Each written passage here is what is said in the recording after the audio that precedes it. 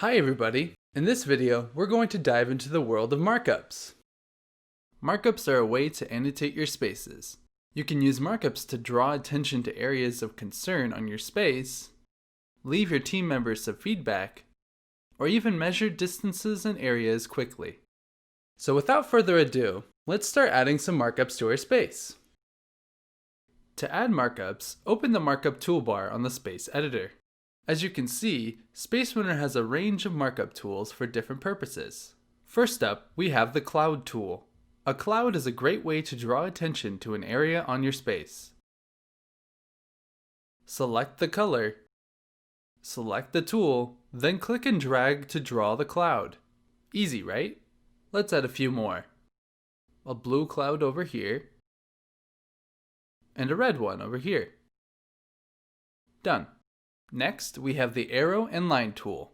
Now, if I click and hold the toolbar button, I can see all the different markups available for this tool. Quick tip, the little arrow at the bottom of the toolbar button indicates that the tool contains more options. Alright, so I want a dashed line, but in a different color. This time, I'll pick a color from the Advanced tab. Then draw my dashed line. Nice. Next up, we have the Pencil tool. This tool allows you to draw free-form markups, meaning you can draw pretty much anything. Another variation of this tool is the highlighter, which is super useful if you want to emphasize something on your space. The Shapes tool lets you draw some predefined shapes or polygons like rectangles, circles or ellipses, triangles, and crosses. Next, we have the Measuring tool.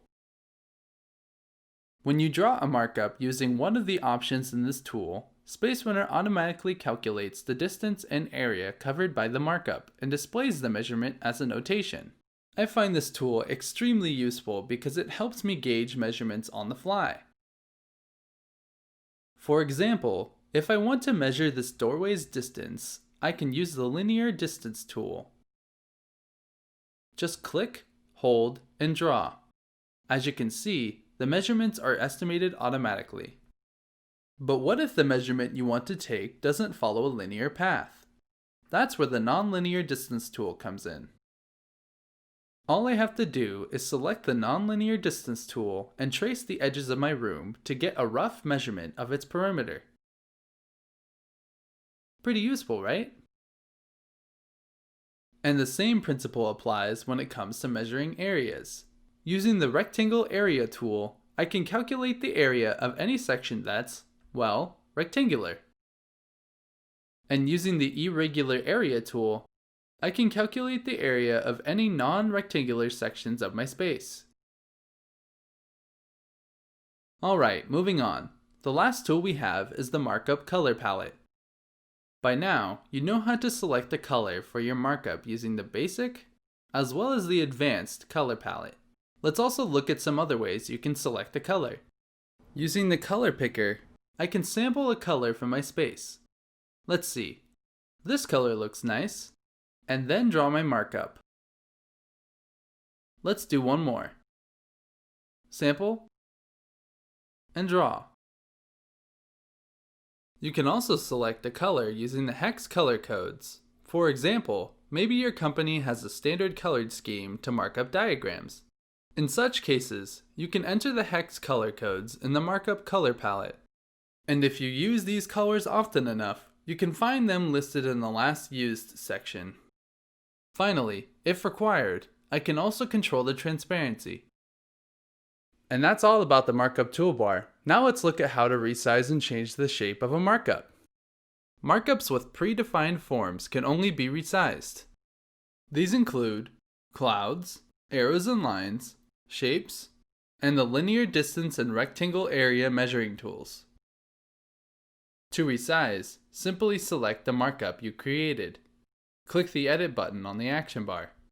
Drag the anchor points to make the markup bigger or smaller, and confirm.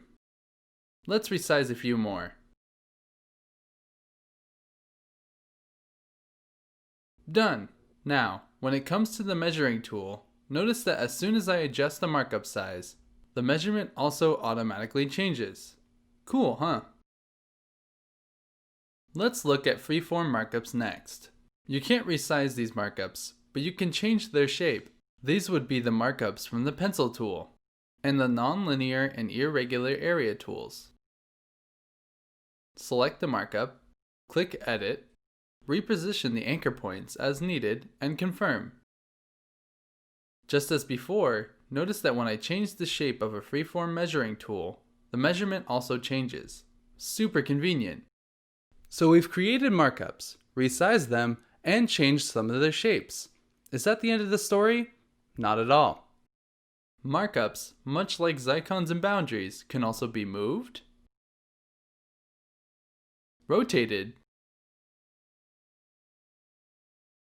cloned using the copy and copy to stamp options,